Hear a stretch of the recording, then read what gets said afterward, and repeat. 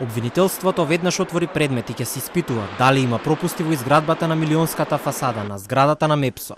Силен ветар пред 2 дена предизвика дел од неа да се распадне на парчиња, а сликите и снимките на социјалните мрежи и во медиумите допреа до секого, па и до обвинителите од организиран криминал. Сега тие ќе се обидат да дознаат дали квалитетот на градбата е таков каков што е напишано во барањата, кога се објави тендерот. Предметот е распределен кај надлежен јавен обвинител кој издаде наредба до Министерството за внатрешни работи за обезбедување и вештачење на севкупната документација за проектот насловен Реконструкција и адаптација на зградата. За енергетска ефикасност на објектот, кој е еден од оние кои никнаа во проектот Скопје 2014, потрошени се 11 милиони евра државни пари. Директорката на институцијата вчера ги набројуваше штетите кои настанаа во скопското невреме во средата.